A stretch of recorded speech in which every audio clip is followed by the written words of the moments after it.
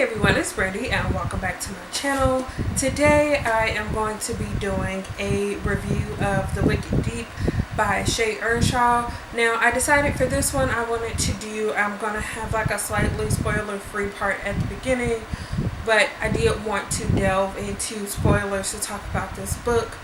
I have been putting off doing this review for quite a while. I was considering if I wanted to do it or not. Then when I decided to, I just kept putting it off because I felt like I wasn't ready to talk about it, but honestly I was just being lazy and didn't want to film it. So yes, I'm here now to do this. This book came out earlier this year and it kind of became really popular among booktubers. A lot of people picked this up and really enjoyed it. I felt like most people that read it had really high praises for it, and I was kind of just like, it was alright. I was like one of those people who were in the middle in terms of this book.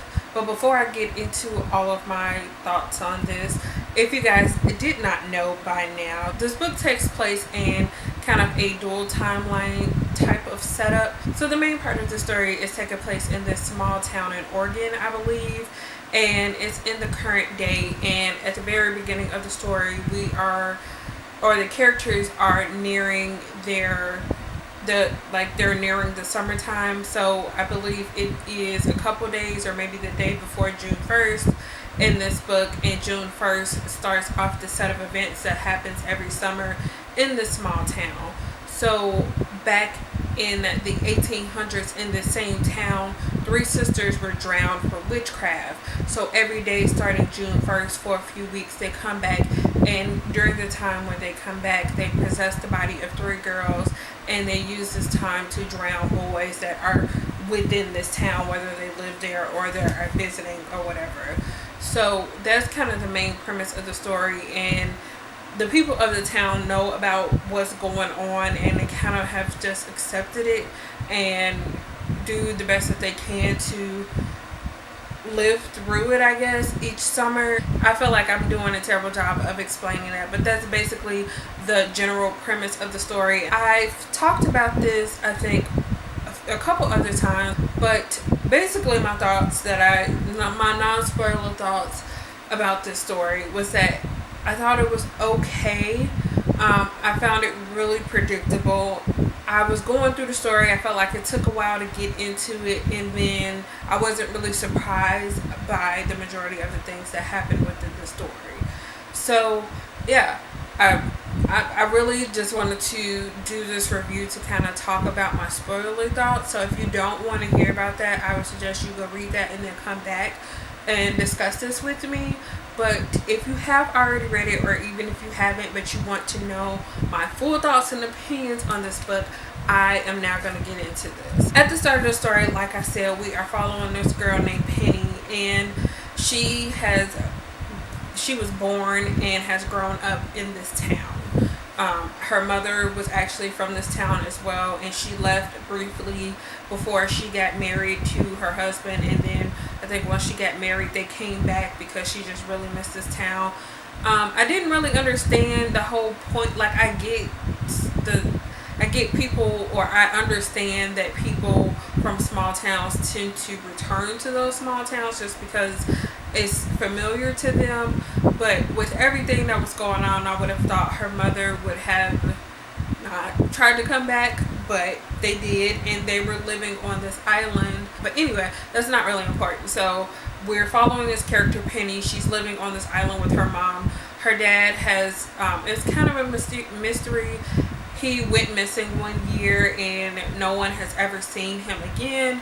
And with this town, the people in the town don't like outsiders, and while her mother and her are fine, I guess because they were born there, they did not like her father because he was an outsider and he came in and bought this island that they were living on. So when he went missing, it was kind of like no one really did anything to try to help find him or figure out where he was.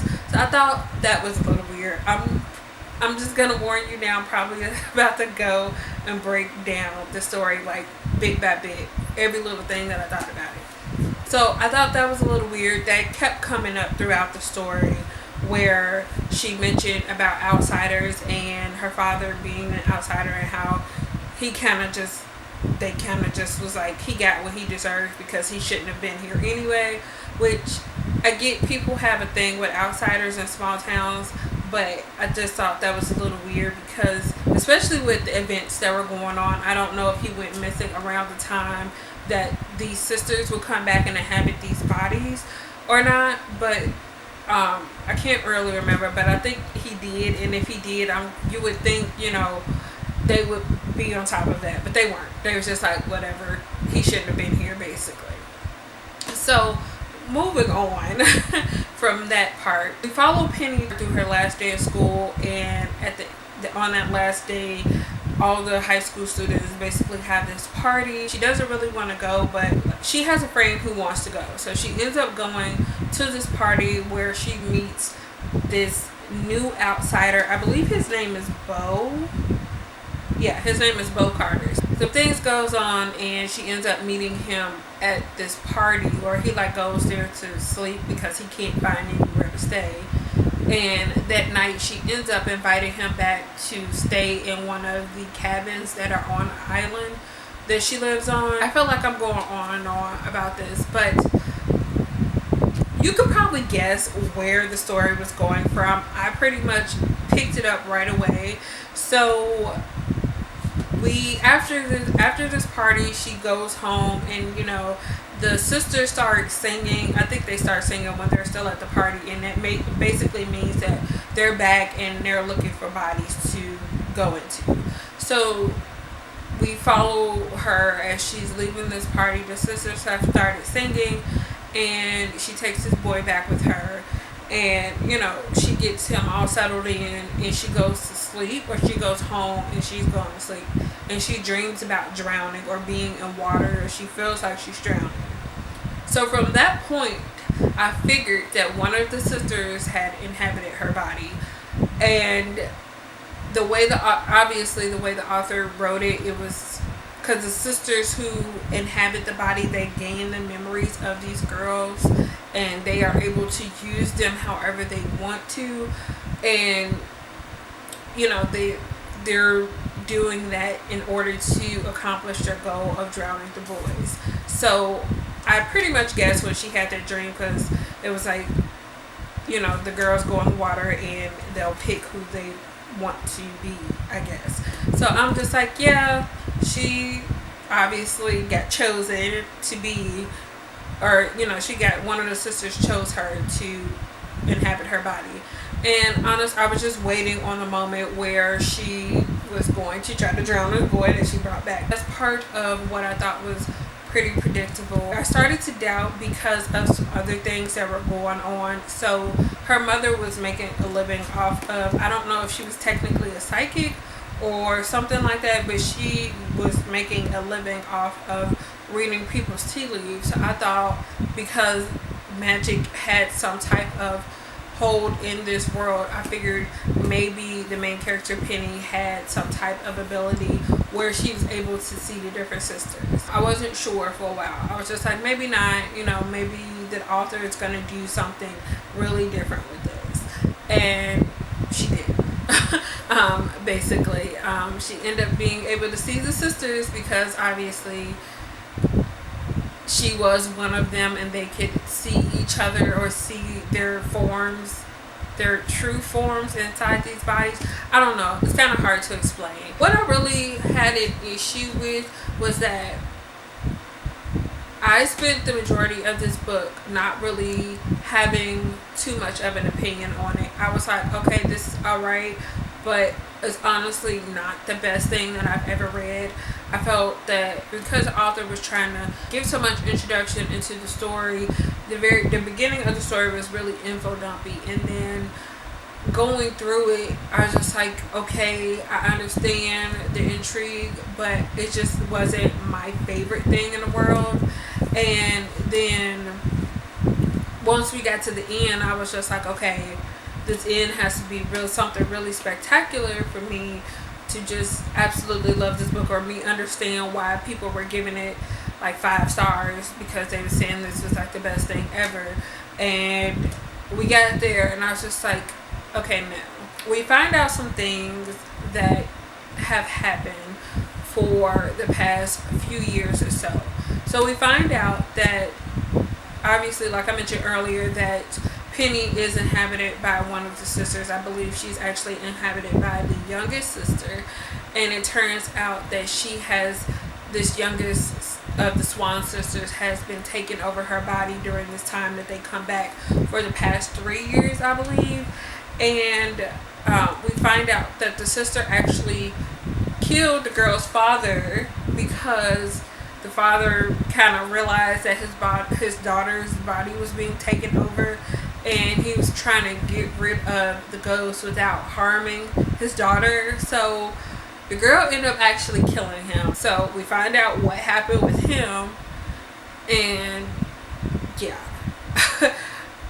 I'm not even going to touch on that. I was just like, okay, wasn't expecting that. But I think what made it even weirder was that the girl's mom also knew that the sister was taking over her daughter's body, and I think she might have figured out. I don't think she knows for sure, but I think she might have guessed that the one Swan sister killed her husband, and that's why she's kind of been like the way she was, and she confronted the Swan sister. So the summer that this story takes place, obviously, like I mentioned at the very beginning of talking about this new boy comes to town, Bo, and she ends up, the girl Hazel, which is one of the Swan sisters, ends up falling in love with Bo. It was a weird dynamic as you learn more about each of them. It turns out that the last guy she killed the summer before, it was either the summer before or 2 summers ago, I can't really remember, but she killed Bo's brother. And we find out that that was the whole reason why Bo was in town, because his brother was like on his road trip, and it just so happened to stop in this town during this time, and he ends up getting killed or drowned by the sister, or by Hazel. And he went there to try to figure out what was going on, and he was kind of fighting it the whole time, like, no, there's no such thing as this, and it's just not possible. And then he finds out that as he's been getting to know this girl this whole summer, that she's actually the one that killed his brother. And it was weird because it was like he thought he was falling in love with Penny, but then he was technically falling in love with Hazel because Hazel was inside Penny's body. And then Hazel was like, well, maybe I can make this work. Maybe I can keep this girl's body all the time, and then I can be with this guy because I love him, and love conquers all was her attitude.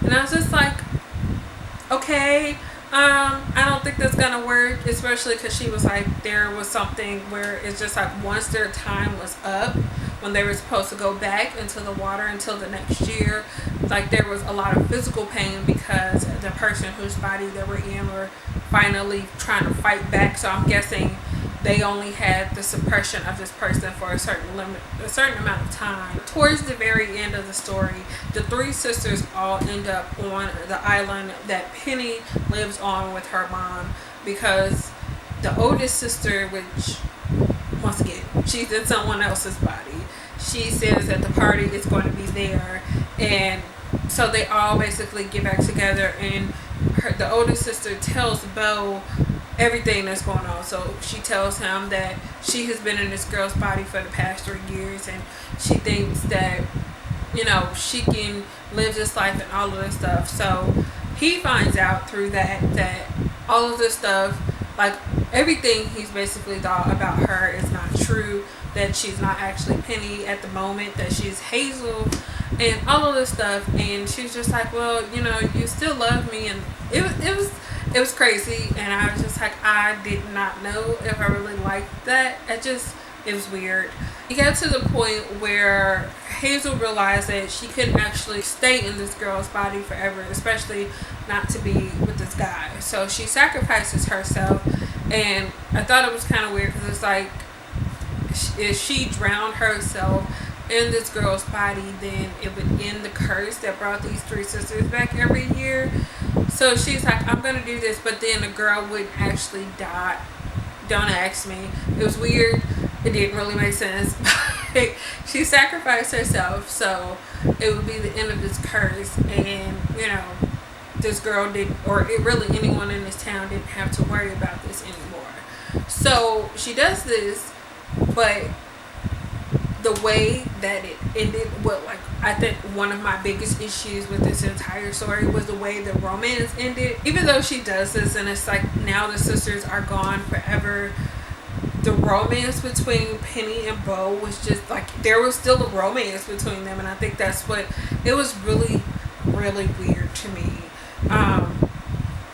Like I guess he did fall, the guy Bo did fall in love with Hazel, and even though she was gone out of this girl's Penny's body, it was just like he was still pining over her. And I know I might have been looking a little too much into it, but it was just like it was like a breeze or something that came past, and he was just like, he knew she was there, and it was weird. I was not for this romance, like the romance, I guess, at the end of the book. I could have been for Hazel, you know, him falling in love with Hazel because, you know, he had gotten to know her over the summer, even though she wasn't technically the person he thought she was. But I just thought it was weird because it was like he was pining over Hazel, but then he was still technically with Penny, and then him and Penny had a relationship, and I know Penny didn't really know what happened over that time, that he thought he was falling in love with her, but he knew. And it was just like, how can you, I don't know, it rubbed me the wrong way because it just rubbed me the wrong way. I can't even put into thoughts how I felt about that. It just felt wrong to me, and I was just like, yeah, after everything else that happened, that was just like, no, I didn't like it. So yeah, I don't even know what else I have to say about this. I felt like that was just a rambly mess. This is the first time I've ever tried to do a spoiler review, so hopefully my thoughts are somewhat cohesive, that I can like edit it together for it to make sense. But yeah, those were my thoughts on The Wicked Deep by Shea Ernshaw. I think I ended up giving this a 3 out of 5, maybe 3.5, but I think this was like 3 stars, and the more I talk about it, I kind of want to lower it to maybe like 2 stars, because it was an okay read, but it was just, it wasn't for me, I guess I should say. It was really predictable. Yeah, I saw the majority of the story coming. I didn't see her sacrificing herself at the end, and yeah, that was just that. And then the romance at the very end of the story, I was just like, what is this? No, I don't know. Those are my thoughts on The Wicked Deep, like I said, by Shea Ernshaw. If you have read this book, even if we don't share the same opinions, let me know what you thought about this. If you agree, let me know why, or some of the things that you might not have liked about it. And if you loved it or something, let me know why, so we can discuss, I guess. But that's all I have for this video. Thank you guys so much for watching, and I will see you again in the next one. Bye.